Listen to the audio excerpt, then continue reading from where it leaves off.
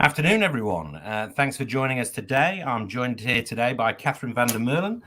So nice to see you, Catherine, once again. So Lovely Catherine to from see you. Think Business is here to help us find our way through these challenging times and I guess come up with some of the things that people can do during lockdown to help their businesses going forwards. So the session's about pivoting your business and surviving the pandemic. Catherine, can you just kind of give us a view on, from your perspective, what do business leaders need to do at this stage? What's the most important thing for them to be thinking about and focusing on? Yeah, I guess it's really not so much about the quick wins. Obviously, we've had huge pivots in all of our worlds last year in 2020. We're really taking that holistic view of business and how we want to create a sustainable organization for now and also for the future. And I think to create that sustainable organization, we really need to be reflective. We really need to understand what we currently do, why we do it, why it's important, how it adds value to our communities, and then really forecasting that of how that's going to play out in the future, no matter kind of what, challenging times hit again in the future. And there will always be challenging times in business. I've been doing this for a long time, and in our family business, I spent my life in, turbulent times. So the highs and the lows and everything in between. It's about kind of riding those waves and, coming out the better version of your business along the way. So just going back to SUPRÉ and the family business, just give me a bit of an example of, you said you went through turbulent times there. So what were the ways that you stayed focused on the future rather than getting bogged down in what was going wrong with the business or what was difficult at the time?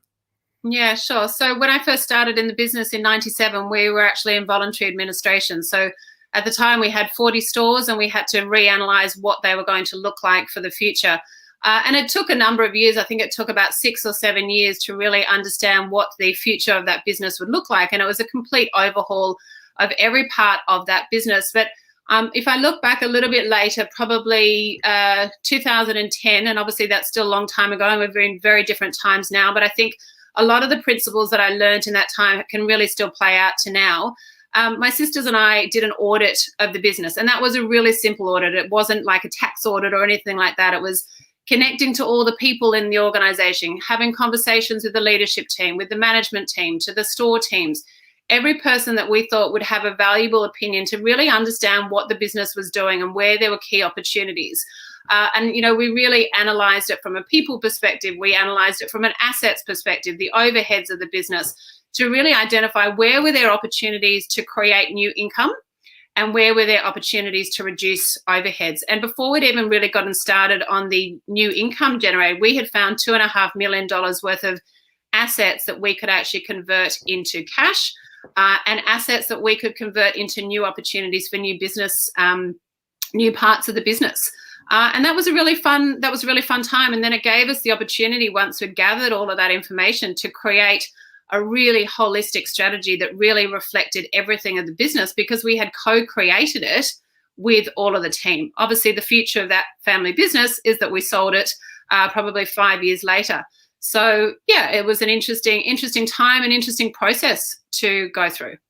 So part of that then, in terms of whether big, medium or small businesses facing in the region at the moment and facing the challenges that they're facing, that audit of both the people and the resources that you've got in the business would be one of the things you would recommend? Absolutely. And if I think back, it really only took us 2 weeks to gather all that information. And that was obviously at a scale of 160 stores. We had 2,000 odd team members. And obviously that was a large scale business. But if you've got 10 people, you can have those conversations with your team. What would you do if this was your business? How would you do things differently? What's important to you? What's the why of this organization? And gathering information from the crucial people who are in your business. They are an incredible asset of information. Okay, and so I suppose what I'd take from that is, so often we do talk to the people in the businesses that we're trying to run or be part of, but we don't really talk to them. We don't get into the nitty gritty of their views of the business, of their views of the challenges that the business faces, and also of just what they think might make a difference. So really doing an audit of that personnel resource that you've got within the business is a key way to go. Yeah, absolutely. And imagine how empowered they would feel if you went to them and asked them, what they thought the future of the business would look like. How important would they feel to be valued, that they were making a valuable contribution to the business? And it really does make the world of change to really think about that as a co-creation of what the future of the business needs and how they can be a valuable part of that journey as well. It makes them more empowered and it makes them more engaged in the business as well. So the way you've described that, looking at lockdown through a slightly different lens of, rather than looking at lockdown and saying, we can't do this, we can't do this, there's no way we can resolve that issue at the moment, we're faced with this challenge, but actually looking at it through the lens of saying, what can we do and what is an opportunity, then realistically, as tough as it is, and we know it is desperately tough for businesses out there who've lost revenue, who've got to look after staff, who are trying to manage cash flow. So we understand all of those challenges. But there is a view that look at this lockdown and take as many positives out of it as you possibly can to actually spend the time planning for the future. Yeah. And I always see challenges as wonderful opportunities to really dig into what are the key learnings that you can take from this time. What are the key things that you could do differently in the future? And how do we really see those things as opportunities? There of course are challenges, but if we can always flip that word to opportunities, I think we're in a much better position. Okay, and so just looking at that, one of the things you mentioned there was that you identified assets, you and your sisters identified assets that were either underutilized or that you could do something different. Just talk us a bit through that process and how you got to the stage of, because presumably those were assets that might have been in the business for years and years and years. Well, there was obviously a lot of history in that business. So, at that point, we were probably 20 years old. So there were lots of underutilized assets. I guess the key part of one of those things was the people who were working in our organization. What other skills did they have that we could potentially utilize those skills, potentially upskill that particular person to potentially put them into another role that was better for the future landscape of the business? So that would be one, is really identifying the people, the good people that you do have, and empowering them, engaging them, identify what their great loves are. How do we really engage the full human potential? And, utilizing them as an incredible asset. We may be using 10% of their skills. Imagine if we use 50 or 60% of those skills.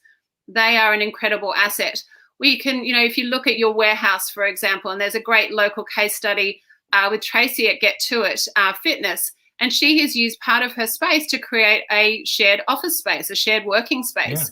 Yeah. So how can we use our current assets, our current overheads, where we could potentially sublease a space or use our team differently for the future plans.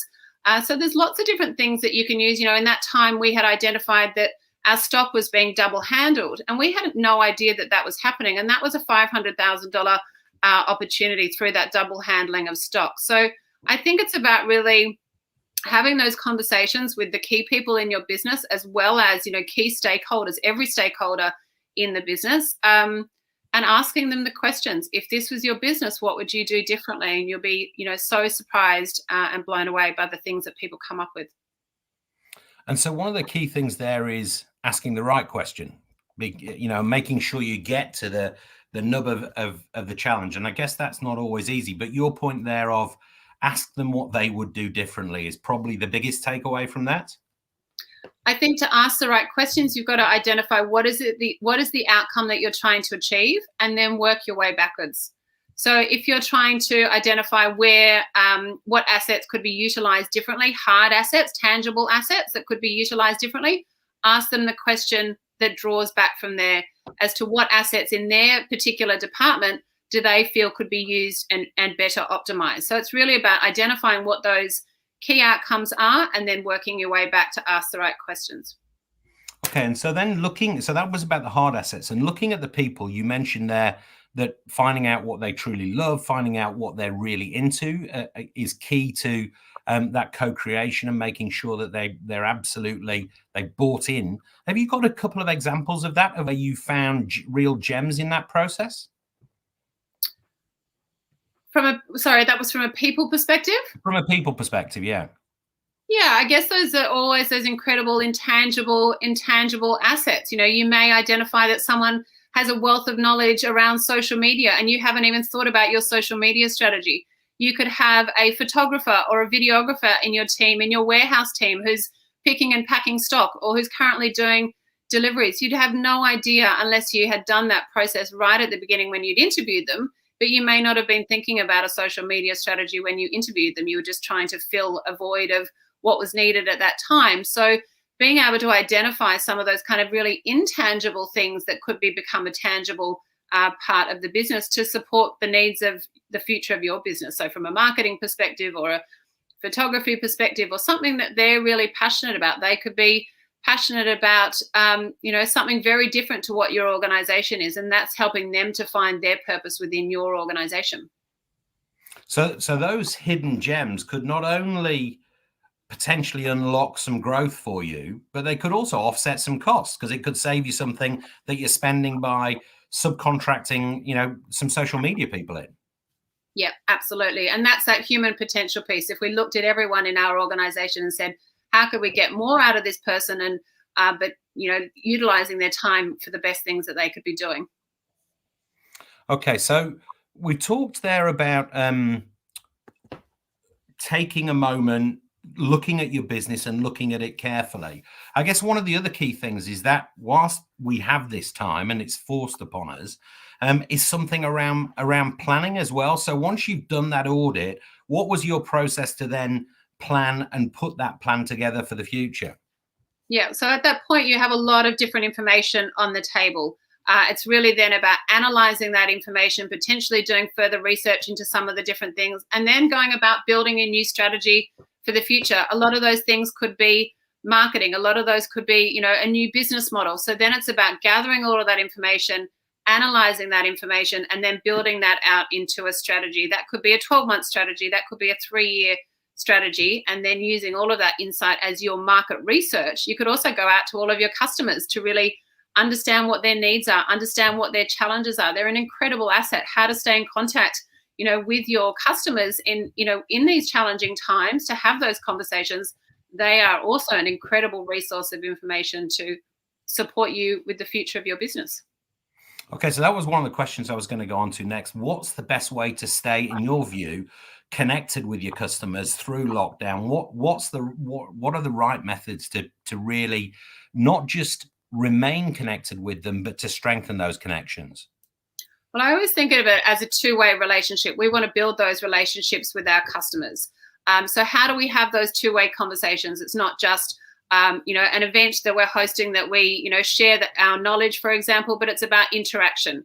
So behind every digital computer is a human being and a group of human beings. So how do we connect to them in the most human way that we can? Hosting digital events, gathering, having, breakout sessions where everyone can actually connect and share their thoughts and share their ideas. Having quiz nights, having karaoke sessions, all these different things to kind of really build some fun into your organization by bringing your customers together in a meaningful way that's relevant to your business. Not that quiz nights and karaoke are necessarily relevant to every business, but they create a fun, energetic way. How can you add value to your customers while you're not being able to connect with them, directly every single day? So just creating those fun things and bringing people together in a meaningful way. And I guess without going into karaoke, because if you'd ever heard me sing, that's a bad idea. But without going into that, I think just looking at the conversations we've had as the Chamber of Commerce with members over the last couple of weeks, having those conversations where you're not talking specifically about, are you coming to this event? We'd love to see you there, or something that's tied in with their day-to-day business, but you're actually saying to them, how are you? Yes. How's it feeling at the moment? How are the kids coping? How's your situation? Whether that's in Anakiwa or Picton or Havelock or Marlborough or Blenheim, but really having a deep, serious conversation with them to try and understand. And it's not always that you can point them in the right direction or give them a solution, but that hopefully that process helps them, A, to vent a little bit, but also B, to get to kind of answering their own question, I suppose. Yeah, and that old school concept of picking up a phone and having a conversation with your customers, simple things as asking how they are, offering your support. What are the things that how you can support them with their kind of day-to-day world or their day-to-day challenges. You may be able to identify where there are new opportunities by just staying connected. I recorded a podcast the other day, Pete, for Entrepreneurial Women with Purpose, one of my other projects, and she's an Aussie woman from a company called Crooked Compass. And they have, obviously, being a travel business, pivoted about 800 times in the last 18 months with border closures and all sorts of things. And one of the things that she did, she sent out an email to connect with her customers, opened it up to have a two-way conversation in some capacity. She noticed that all of the Australian companies that were responding to her in and out of office, I've lost my job, my hours have changed, I'm no longer working for this particular business. And then she identified that all the American companies with their out of offices were saying, we're out on holidays, we're doing X, Y, and Z, I'm so busy, I can't keep up with the demand. And so then she was able to identify through those conversations that she had reached out to her customers, she was able to identify that there was a new opportunity for her within the US market because they were an open market. So just by reading between the lines of an out of office, something that we probably don't do to, identify a future strategy for her. So just reaching out to have those conversations can open up new opportunities. Okay, and so that ties in with when we're talking about business leaders out there who are running their own businesses, and can often, not necessarily see the wood for the trees because they're in the business rather than working on the business. How important is it for them to understand their customers and what their new normal might be looking like at the moment? I think, well, as we all know, customers are key to any thriving and successful business. So really understanding what is going on in that organization, where are those things that they can offer value, where are those opportunities where we haven't looked at things before. You may have a warehouse, that you could be utilizing for other things, to distribute other things. Or, if you think about a call center, earlier last year, a call center up in Auckland got reutilized for the government instead of for travel. So how do we then, it's again coming back down to those assets. Our customers are our assets, our team members are our assets, our digital and our marketing, EDMs or social media, they're all incredible assets, but let's put some really great value on it and dig deep into asking those questions, gathering information. And I think in those insights of, really understanding our key stakeholders is key to the future. Because again, even just looking at compared to the last lockdown, the same business may be in a completely different position to the way they were last lockdown. We had one example of a business that is cafes, coffee shops, and outside catering. Now, for them this time, it's been really horrific as an impact. Whereas last time, with harvest going on, they were doing lots of meals for staff there. So I think that's that point of it's very easy for us to presume that they'll be in the same position they were in during the last COVID lockdown. But there's no guarantee of that, is there? It could be completely different. They may have already pivoted. Yeah, and there's so many great examples. I remember last year, one of the local cafes here selling, ground beans. They weren't able to distribute coffee from their retail shop front. They weren't able to, do orders for, food deliveries and things like that. So what are the opportunities with the things that they've got? They knew that they had stock of coffee beans. How could they repackage and repurpose those coffee beans and sell them online? So just finding other ways to use those things. Again, it's about using those assets. Yeah. And so not just working out what you can sell and what you can sell differently, but how you might sell it differently as well, and how you might connect to people, whether that be digitally or on a contactless basis, so that you can keep your business going, fundamentally, survive through the period of time so that you're ready to thrive. And I guess that's the other key for me, is that it's one thing to think about how do we get through the lockdown next week. So level 3 continues, as we understand from the announcement today, for another week, albeit there's no guarantee of where it will go after that. But that then you're ready when it comes to level 2, when it comes to level 1, that you're ready to really make the most of that. So I guess the point for me there is you were forced into doing that with your family business because your backs were against the wall. You were in a really difficult position. Well, lots of businesses, their backs are against the wall at the moment. They're in a very difficult position. And then now they have that opportunity to really focus for the next week or two on what their business might look like or should look like in a year's time, in 2 years' time, in 3 years' time, to make it more resilient for the future? Absolutely. And, this is such a wonderful time. It's a little bit more challenging when you're doing things like homeschooling, the joys of homeschooling. But, taking that time to spend reflecting, having those conversations again, it is a really wonderful time it's very rare that we also get that time to work on the business and really taking that helicopter view, because we spend so much time in the business, activating what we've set out to achieve. And, I don't think we get that time very often. And I think everyone is quite grateful often to have that chance to look at their business from a different lens. Well, I think that's right. But I guess you have to be in the mindset of being able to take that on board at the moment, because for a lot of the people, all they can see is the negatives, the difficulties, the challenges, without necessarily, as you said earlier on, seeing the opportunities. And it's not always easy to get to the stage where you can see that and where you can see the wood for the trees. But I guess looking at internally in businesses now, have you got any advice for people out there in terms of how their teams can best manage their communication within the teams at the moment? Obviously, everybody's working remotely. Any advice in terms of how they optimize that internal communication? Yeah, and I think the same way of that connection, how do we remain connected? Everyone is going through Zoom fatigue. So it doesn't necessarily need to be the way that we can connect. So, we think about all the different forms of communication, whether that's an email, whether that's Slack, whether that's Asana or Monday. And there's so many different points of contact, but really keeping it simple, obviously checking in with everyone every day, understanding what their challenges are, where they may need support, where that person can actually support and add value to them. So really creating that open forum for people to have that two-way conversation and utilizing all of those different internal comms, but obviously at different times, and really building that supportive culture. I think would be really valuable.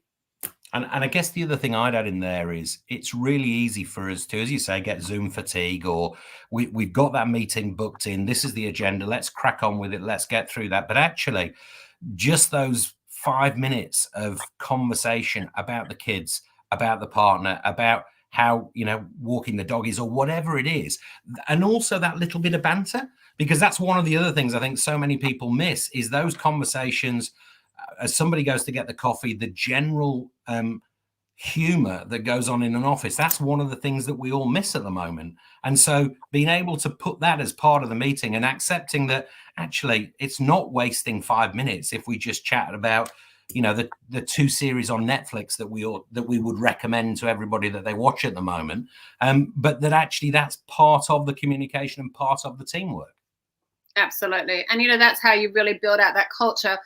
There's an organization that I work with in Australia at the moment, and I always say it is the greatest example of a culture of an organization for the future, and how we've been able to bring that business together. We've got 45 team members across the world who have never physically met in any environment. So we've only ever come together digitally.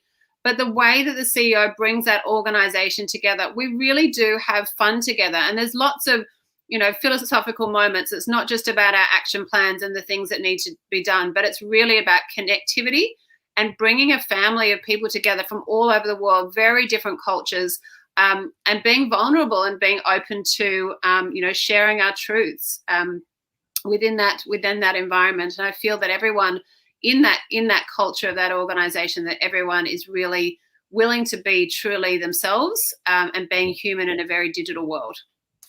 So that is about that richness of communication rather than just the straight, we've got to solve A, B, and C, and really getting, as you say, being open and philosophical about it, and being prepared to share how you are feeling at that time. Yeah, absolutely. Okay, I guess we said that we'd do this for about 15, 20 minutes, and we're at 25 at the moment, so we'll call it a day reasonably shortly. But if there was one out of all of that, we've said this realistically can be a time to plan. It can be a time to make the business stronger going forwards. So what's the one bit of advice that you'd focus on if people only did one thing? What would that be? What would the gem be from you? Well, even though I'm going to say a few things, they all do connect together, but it really is kind of auditing and understanding your business and currently where it is and what that future opportunity is.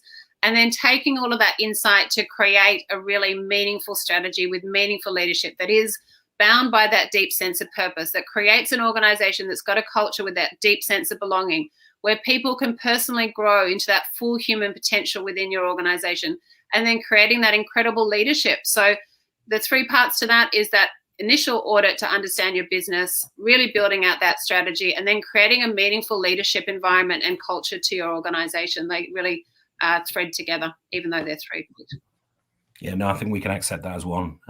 Look, really appreciate your time today and appreciate your input. Hopefully some people, it makes them think a little bit differently about how they do business in the coming weeks. So once again, thanks very much. I'm sure we'll do this one again. Really appreciate your time today, and we'll be back at some point to talk some more business. Wonderful. Thanks, Pete. Take care. Thanks very much, Catherine. Have a good one.